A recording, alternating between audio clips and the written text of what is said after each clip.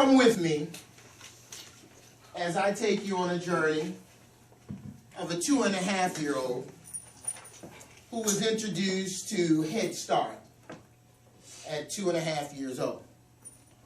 But even before that day happened, he was taken out of his mother's home by the Child Protective Agency and put into foster care. Him and his brother.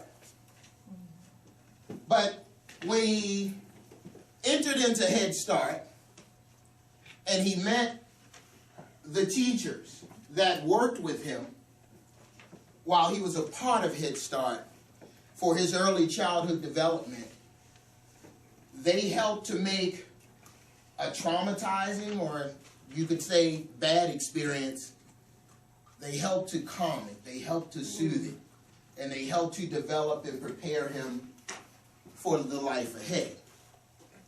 And then at the age of 7, he was allowed to go back to his biological mother's home. And he grew up in Baltimore City, in a community in South Baltimore known as Cherry Hill. And any of you who may be familiar with Cherry Hill, you'll know that if you normally hear something on television about Cherry Hill, it's not a good thing. The young men in Cherry Hill were often taught 2 things. Only 2 things come out of Cherry Hill. They say criminals in jail time. But I grew up with a mother who taught us education, education, education. Because she said, once you put it here, no one can take it from you. But why share this story with you? I share this story with you because I am honored and privileged to be speaking to you all today as early childhood teachers. Because I know the value of an early childhood teacher. And when I arrived in Cherry Hill back in my biological mother's home, and she took me to school in a predominantly all-black community, and I went into the school, and oftentimes my brother and me, we would be teased, we would be bullied and ridiculed because they would say, you don't talk like us, you don't walk like us. And oftentimes they're like, you talk white. But my mother would look at me and say, no, son, you talk right. That's right. Because the early childhood educators that developed me and my brother while we were in foster care, they were the ones who started and set that foundation. They were the ones to inspire me and my brother to truly have a love for education. Now, I'm not going to paint a perfect picture and make you believe that I wasn't a challenging student at times inside the classroom. But again, it's an honor. And today is all about you and what it is you all do. When you work with young people, your commitment level has to stay high. Your passion level has to stay high.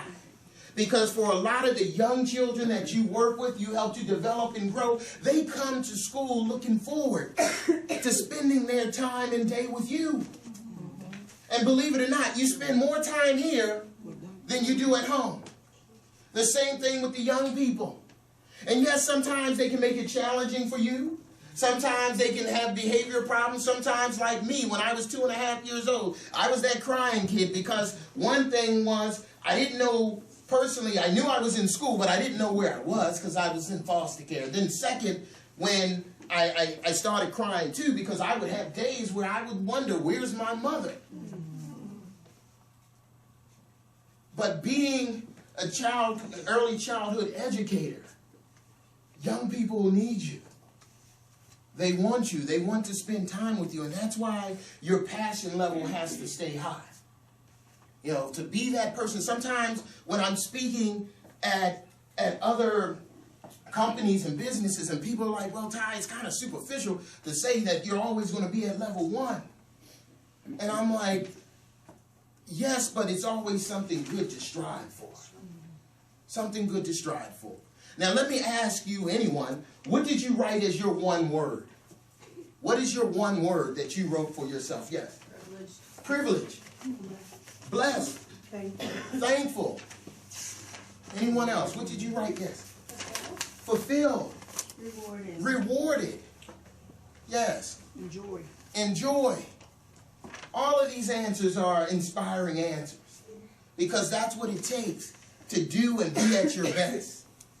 And I always like to start out with, where is your passion level? Now, some of you are sitting over here saying they got more people than we do. You know, they got more, but I'm going to talk to you about that. It was my 7th grade Latin teacher, Mrs. Hill, that taught us this mantra: good, better, best. Never let it rest until your good gets better and your better gets better. So on the count of 3, let's make your best better. 1, 2, 3, give it.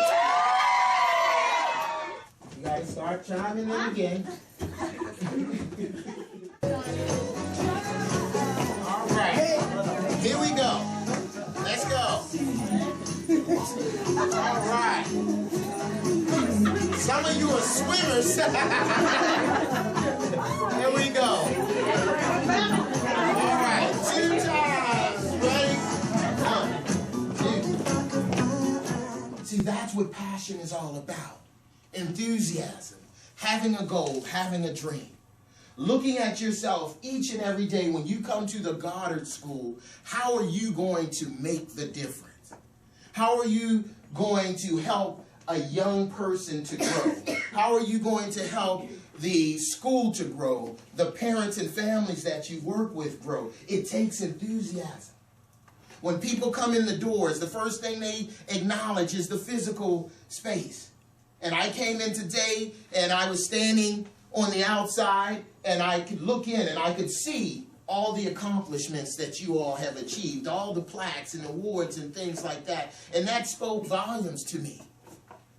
You all do special work, you do significant and meaningful work. But you have to look at it. What are you doing each day with your passion?